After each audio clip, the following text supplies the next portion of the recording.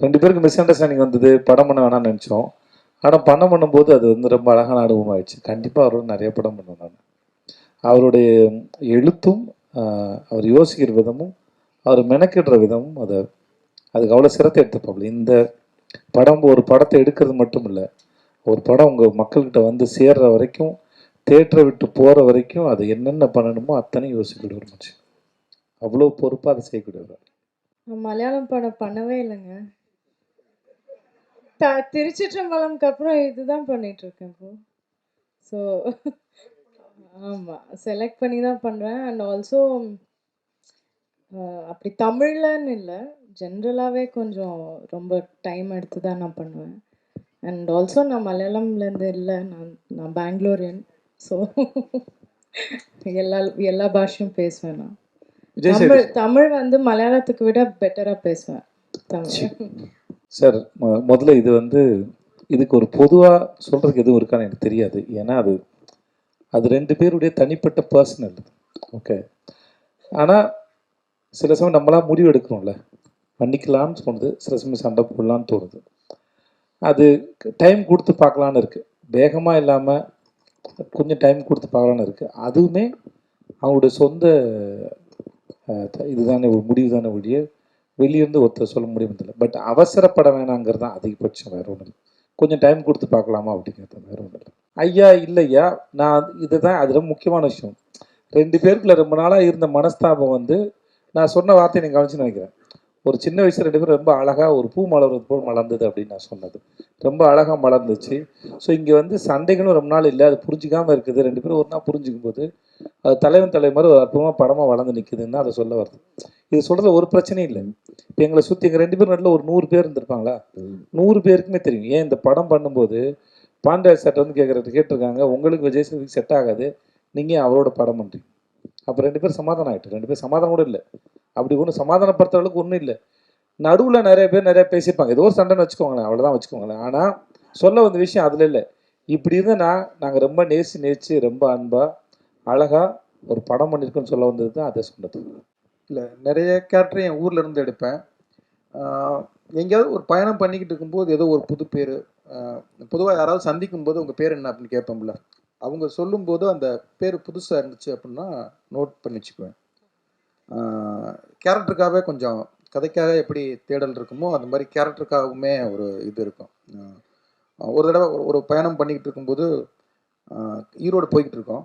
அங்கே வந்து ஒரு கண்ணீர் அஞ்சலி போஸ்டர் இருக்குது. அதில் வந்து யோசனைவதி அப்படின்ட்டு இருந்தது. பாலாஜி சக்திவேல் சாரும் நானும் ஒன்றா போயிட்டு இருந்தேன். பாண்டியராஜ் இங்கே பாருங்கள் உங்கள் படத்தில் உள்ள கேரக்டர் மாதிரி இருக்குது அப்படின்னாரு. ஆமாம் சார்னா அப்புறம் யோசனைவதினியும் நான் நோட் பண்ணி வச்சுக்கிட்டு கேடிபிள் அக்கலாடிரங்களை சிவகார்த்திகேயன் அம்மா பேர் யோசனைவதினு வச்சேன். அந்த மாதிரி சில பேர் வந்து சார் இந்த கேரக்டர் வந்து ஆவரணம் அப்படிங்கிற அந்த படத்தில் ஒரு கேரக்டர் இருக்குல்ல அப்படின்னா, நான் ஒரு இடத்துல பேசிக்கிட்டு இருக்கேன், சார் இந்த பொண்ணு பேர் ஆவரணம் சார், பேர் உங்கள் படத்து பேர் மாதிரி வித்தியாசமாக இருக்கு, வச்சுக்கோங்க சார் அப்படின்னாரு. அதை வந்து நோட் பண்ணிக்கிட்டேன். எங்கள் தோட்டத்தில் வந்து ஒரு அக்கா வேலை பார்ப்பவங்க, அவங்க பேர் வந்து அஞ்சுமணி. அது போன இடத்துல வந்து தேவதர்ஷினி கேரக்டருக்கு வந்து அஞ்சுமணின்னு வச்சேன். அதனால் அங்கங்கே கிடக்கிறத புறக்கி எடுத்துக்கிறது தான்.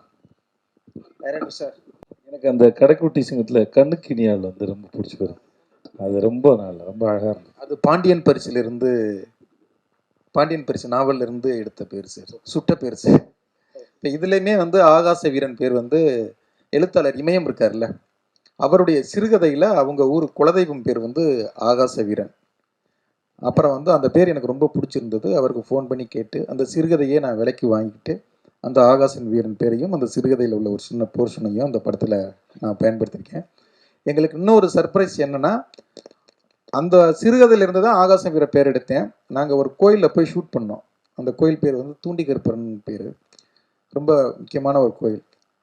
அங்கே போய் பார்த்தா ஷூட்டிங் எடுத்துக்கிட்டு இருக்கும்போது ஆகாச வீரன் அப்படின்னா அங்கே உள்ள பூசாரிகளுக்கெல்லாம் பயங்கர சந்தோஷம். அந்த கோயிலில் உள்ள ஒரு பேர் பார்த்தோம்னா ஒரு விளக்கு மாடம் மாதிரி இருந்தது. அதில் ஆகாச வீரன் வம்சம் அப்படின்னு எழுதியிருந்தது. அந்த பேரைத்தான் நான் எடுத்து படம் பண்ணிக்கிட்டு இருக்கேன். டைட்டிலே ஆகாச வீரன்லாம் நான் எழுதினீங்களே, எல்லாரும் நிறைய பேர் எழுதியிருந்தாங்க ஆகாச வீரன் தான் டைட்டில் அப்படின்னு. அது எங்களுக்கு பயங்கர சர்ப்ரைஸாக இருந்தது.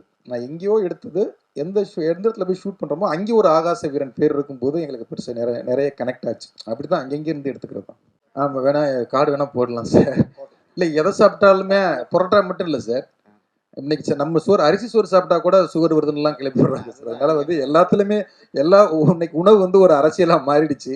எல்லாத்துலேயுமே வந்து எதாவது அதிகமாக சாப்பிட்டாலும், பிரியாணி அதிகமாக சாப்பிட்டாலுமே பிரச்சனை வரும் சார். அரிசியை விட மைதா அதிகம், அதனால சொல்றேன். வேணா பரோட்டா வரதுல வேணா சொல்லிடுறேன். பரோட்டா அதிகம் சாப்பிட்றது வேணா, ஸ்மோக் புகைப்பிடிக்காதவர்கள்னு கார்டு போடுறது மாதிரி வேணா பரோட்டா அதிகம் சாப்பிடாதுன்னு ஒரு கார்டு போட்டுறேன் சார். என்னன்னா சென்சாருக்கு அனுப்பிட்டேன் சார். வேணா ட்ரை பண்ணி பார்க்குறேன் சார். இல்லை, நாங்கள் சண்டைக்கு அப்புறம் மிஸ்கின் சாருடைய பிறந்த நாளில் ஒன்று சேர்ந்துட்டோம். அதனால ஏதோ விளையாட்டுக்கு ஆரம்பித்தோம். தலைப்பே வந்து விஜய் சேதுபதி பாண்டராஜ் சண்டைன்னு தான் வந்துருமோன்னு இதாக இருக்கு. சண்டை உண்மைதான், நடந்தது தான். ஆனாலும் அருவாள் அவர் எடுக்கலை, நான் கத்தி எடுக்கலை, துப்பாக்கி எந்த ஆயுதமும் எடுக்கலை. நீ எப்படி நான் எப்படின்னு கையையும் நீட்டிக்கல. ஒரு சின்ன மனஸ்தாபம், அது பெரிய மனஸ்தாபமாக மாறிச்சு. சரி ஓகே, வாழ்க்கையில் உங்களை நான் படம் வேண்டாம், நீங்களும் படம் பண்ண வேண்டாம், பிரிஞ்சிட்டோம். அன்பாக தான் பிரிஞ்சோம், சண்டைகள்லாம் வார்த்தையெல்லாம் இல்லை. அப்புறம் மிஸ்கின் சார் அவர் பிறந்தநாள் கூப்பிட்டாரு. அங்கே போயிருக்கும்போது பார்த்தா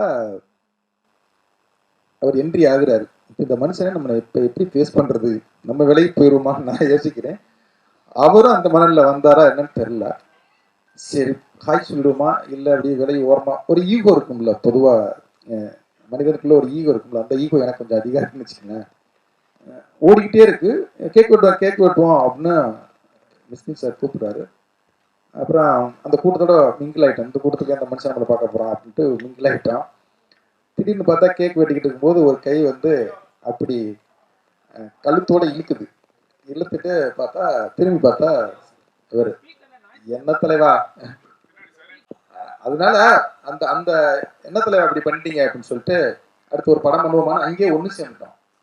அது அவரே கேட்டுட்டாரு. இல்லை தலைவா அன்னைக்கு நீங்க கொஞ்சம் அப்படின்னு, இல்லை நீங்களும் கொஞ்சம் அப்படிதான் பேசுனீங்க அப்படின்னு. சரி ஓகே, அடுத்து ஒரு படம் பண்ணுவோம் அப்படின்னா அப்புறம் கதையை வந்து நான் என் கேமராமேன்ட்ட சொன்னேன், இது சேது சார் பண்ணாதான் நல்லா இருக்கும்னா. சேது சாரோட அவன் வந்து நிறைய படங்கள் பண்ணியிருக்கான். அவன் உடனே ஃபோன் அடிச்சு, பாண்டியராஜ் ஒரு சரியான கதை வச்சிருக்கான் கேளுங்க அப்படின்னாரு. ஓகே வர சொல்லுங்க, எனக்கு ஒன்றும் பிரச்சனை இல்லை. கதையை போய் சொன்னேன். ஒரு 20 நிமிஷம் தான் ஃபர்ஸ்ட் நான் கதைக்கு சொன்னேன் அவருக்கு. அப்போ வந்து ஒரு ஐடியா, ஒரு இது இருந்தது. கேட்ட உடனே அந்த ஆகாச வீரன், பேரரசி, பொற்சொல்வன், அந்த ஒரு 10 கேரக்டர் பேர் என்பதே அவர் ரொம்ப சார் சூப்பராக இருக்கு சார். பேரே ரொம்ப அழகா, ஒரு ரசிக்கிற விதம் இருக்குல்ல, ஒரு கதையை வந்து அவ்வளவு அழகா அதை ரிசீவ் பண்ணி அவ்வளவு அழகா ரசிச்சு சார் நான் அதை உடனே பண்ணுறேன். அவர் மேனேஜர் குமார் சார் 2 பேரும் தான் கேட்டாங்க. அது கேட்ட உடனே ஒருத்தரை பார்த்து சூப்பராக இருக்கு, நம்ம பண்ணிடுவோம் சார் அப்படின்னு. அப்படிதான் அந்த அன்பா அழகா ஸ்டார்ட் ஆனது சார். தியாகராஜன் சார். இல்லை சார், எல்லாத்தையும் அவர் கேட்குதா, எல்லாத்தையும் சொல்லி முடிச்சிட்டார்ல. இதுக்கு மேலே சொல்கிறதுக்கு ஒன்றும் இல்லை. சுகு சார் சொன்னாப்புல அதான் எல்லாமே சொல்லி முடிச்சேன். இதுக்கு மேலே நான் என்ன பதில் சொல்கிறேன்னு தெரியல. கதையை சொன்ன உடனே அது ரொம்ப பிடிச்சி போச்சு, அவ்வளோதான். அது இவங்களுக்கும் அவ்வளோதான் சொல்லியிருப்பேன், உங்களுக்கு எல்லாம் மசங்கெல்லாம் சொல்லியிருப்பேன். கதை உங்களுக்கு 20 மினிட்ஸ் சொல்லியிருப்பாரு ஃபஸ்ட்டு. இல்லை ஃபுல் நரேஷன் கொடுத்துருவாங்க. ஃபுல் தானே சொன்னீங்க, ஃபுல் ஸ்டோரி சொன்னீங்க. அவ்வளோதான் இருக்கும். பட் அது கேட்டவுடனே இது எல்லாருக்குமே சரி, அவர் சொல்கிற விதத்துலேயே பிடிச்சிடும், எனக்கு தெரிஞ்சிருக்கேன். சார் முதல்ல நீங்கள் ஒட்டுமொத்தமாக கேட்கலாம், நாங்கள் எங்கள் படத்தில் தான் பதில் சொல்ல முடியும். இந்த படத்தில் நாங்கள் வந்து ரிவர்ஸ் பண்ணக்கூடாதுன்னு பேசலை.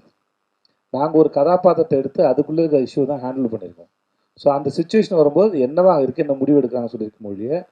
அப்புறம் இது வந்து நாங்கள் பெண் சுதந்திரத்துக்கு அகைன்ஸ்ட் எல்லாம் நாங்கள் செய்யவே இல்லை. அது ஒருத்தர் தனிப்பட்ட சுதந்திரம் தான் ஒழிய அதை பற்றி நாங்கள் கமெண்ட் பண்ணல. நாங்கள் எப்பவுமே ஒரு கதை சொல்லும்போது அந்த கதாபாத்திரம் வருது, அந்த கதாபாத்திரம் அதுக்கு என்ன ரியாக்ட் பண்ணுறாங்க அதை பற்றி தான் சொல்கிற மொழியை. இப்போ நீங்கள் சொல்கிற மாதிரி எடுத்துக்கின்னு வச்சுக்கோங்களேன், அது அவங்களுடைய சொந்த வாழ்க்கை என்ன பிரச்சனை, அவங்க ஏன் விவகாரத்துக்கு போனாங்க, அந்த பிரச்சனை எடுத்து நாங்கள் கன்வின்ஸ் பண்ணல. நாங்கள் இன்னொருத்தர் வாழ்க்கை பிரச்சனை எடுத்து நாங்கள் கன்வின்ஸ் பண்ணி இது கட்டாயம் சேர்ந்து வாழ்னு சொல்ல வந்தாங்க. இந்த பிரச்சனையும் இவங்களை பற்றி தான் பேசுகிறோம். ஓகே தானே sir? Thank you sir. So Nithya Menon, உங்களுக்கு கொஸ்டின். ஸோ நீங்கள் தமிழில் படங்கள் ரொம்ப சூஸியாக பண்ணுறதா கேள்விப்பட்டோம். அண்ட் இந்த படம் இல்லை ஜென்ரலாக நீங்கள் சூஸியாக படங்கள் பண்ணுறீங்க. ஸோ டிரெக்டர் பாண்டியராஜ் கதை சொல்லும்போது உங்களுக்கு ரொம்ப அட்ராக்ட் பண்ண விஷயம் வந்து கதை, ஃபர்ஸ்ட் எடுத்துன கதையா இல்லை விஜய் சேதுபதி பாண்டியராஜ் காம்பினேஷனா, என்ன விஷயம்? இல்லை 100% கதை தான் எனக்கு ஃபர்ஸ்ட் முக்கியம். ஆனால் ஓகே. அண்ட் அதே மாதிரி நீங்கள் வந்து நேஷனல் வாங்கினதுக்கப்புறம் ஒவ்வொரு இயக்குநர்களும் கதை சொல்ல வரும்போது ஆரம்பிக்கிற விஷயம் என்ன, இந்த படம் பண்ணவங்க உங்களுக்கு கண்டிப்பாக ஒரு அடுத்த நேஷனல் அவார்டு கன்ஃபார்ம் அப்படின்னு ஆரம்பிக்கிறாங்களா, எப்படி ஆரம்பிக்கிறாங்க? ஏன்னா ஜென்ரலாக ஒரு ஹீரோனை கதை சொல்லும்போது உங்களுக்கு மேடம் இல்லை, நான் கதை சொல்லும்போது அவங்க நேஷனல் அவார்டு வாங்கலைங்க, நான் அப்படி சொல்லவே இல்லை. முன்னாடி தான். ஸோ இந்த படத்துக்கும் நாங்கள் எதிர்பார்க்கலாம், நேஷனல் எதிர்பார்க்கலாமா? ஏன்னா நீங்கள் சமயம் பண்ணியிருக்கீங்கன்னு சொன்னாங்க. அது என் கையில் இல்லையே. சரி, ஒரு கொஸ்டின் விஜய் சேதுபதி உங்களுக்கு. ஸோ ஜென்ரலாக ஒவ்வொரு ஹீரோனும் பாலாஜி பாலாஜி தானே? ஆமா ஆமா பாலாஜி ரொம்ப நாள் கழிச்சு பார்க்குறேன் நினைக்கிறேன் இல்லை? நான் ரொம்ப வருஷம் கழிச்சு பார்க்குறேன் உங்களை. ரொம்ப நாள் கழிச்சு நான் வரேன். ரொம்ப வருஷம் ஆச்சு பார்த்து, ரொம்ப வருஷம் இருக்கு. ஆமா எப்படி இருக்கீங்க?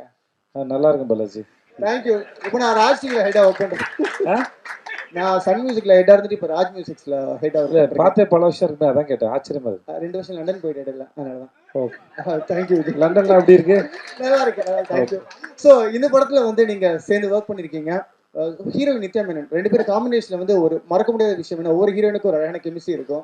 ஸோ இதுல சொல்லுங்க ஜென்ரலா என்ன விஷயம்? ஏன்னா ட்ரெய்லர் பார்க்கும்போது ரொம்ப கியூட்டா அழகா இருக்கு. கீழே கமெண்ட்ஸ்லாம் பார்த்தேன் ட்ரெய்லர்ல பயங்கர பாசிட்டிவா இருக்கு. 2 பேர் காம்போக்கு அவ்வளோ அழகான ஒரு ஃபீட்பேக் இருக்கு. எப்படி செட்ல? இல்லை, முதல்ல வந்து இது எழுதப்பட்டதான் சார். முதல்ல என்ன எழுதியிருக்காங்களோ அதுதான் முன்னாடி. ரெண்டாவது வந்து அது ஒரு பேப்பரில் இருக்கிறத ஒரு ஆக்டர் எவ்வளோ தூரம் புரிஞ்சுக்கிறாங்களோ அதுக்கப்புறம் தான் அதில் வந்து சரி. டைரக்டர் சொன்ன மாதிரி, கூட இருக்க நிறைய பேர் நடிக்கும்போது சொன்ன மாதிரி, இது பார்க்கறதுக்கும் சரி ரொம்ப நிஜமாக இருக்குது. சண்டை போடும்போது சரி, கொஞ்சிக்கும் போதும் சரி, இல்லை ஒருத்தர் மிஸ் பண்ணிக்கிற மாதிரி இருந்தாலும் சரி, அது அந்த பேப்பரில் இருக்கிறத அது ஒரு ஃபீலை டைரக்டர் என்னவா நினச்சி எழுதினாருங்க ஒரு ஆக்டர் புரிஞ்சிக்கும் போது அதுக்கு உயிர் வருதுன்னு நான் நம்புகிறேன். ஸோ அதை ரொம்ப பண்ணக்கூடிய ஜெகஜால கில்லாடி வந்து நித்யா மேனன். ஸோ வாழ்த்துக்கள். ட்ரெய்லர் ரொம்ப ப்ராமிசிங்காக இருந்தது. வாழ்த்துக்கள். ரொம்ப நாள் கழிச்சு உங்களை பார்த்ததில்ல, சந்தோஷம். லண்டன் பிரயாணத்தை பற்றி ஏதாவது புத்தகம் எதாவது வெளியிட்டீங்கன்னா கண்டிப்பாக என்னை கூப்பிடுங்க, நான் வரேன். Thank you so much. வாழ்த்துக்கள் பாலாஜி. சரி, ஆஃபீஸ்லேயே பக்கத்தில் ஆஃபீஸ் விரும்பாது சார், பக்கத்தில் ஒரு ஹோட்டலில் இருந்து அவங்க மூடின ஹோட்டலோட ப்ராப்பர்ட்டி இருந்தது. பரோட்டா கல் இருந்தது. மாஸ்டர் வர வச்சு ஒரு 2 months கிட்ட நான் ப்ராக்டிஸ் பண்ணேன் சார். நான் பரோட்டா போடுவேன் சார். நான் கைத்தொழில் ஒன்றை கற்றுக்குள், கவலை உனக்கு ஒத்துக்கொள்கிற மாதிரி சார். எனக்கு இனிமே வந்து என்னம்மா இல்லைம்மா, அதுதான் ட்ரை பண்ணுவோம். அது ஒரு நாள் இவங்கெல்லாம் சாப்பிட்டாங்க. நீ தான் சாப்பிட்டேன், என் ஆஃபீஸ் எல்லாம் சாப்பிட்டாங்கம்மா. சாரும் சாப்பிட்டாரு. இந்த தண்ணிக்கு போல தர்பூசணி பரோட்டா வந்து நல்லாயிருக்கும். நாங்கள் பைனாப்பிள் ட்ரை பண்ணோம், அது திரிஞ்சு போச்சுமா, அது வேலைக்காகல. ஸோ அதனால் இன்னொரு கேள்வி, ஹோட்டல் பேர் வந்து உங்க தங்கச்சி பேர்ல இருக்கு, அது உங்க பேர் வைக்க சொல்லி நீங்க டைரக்டர்கிட்ட கேட்கலையா? ஹோட்டலுக்கு பேர் எப்பவுமே தியாக மனப்பான்மை கொண்டவன் சார்.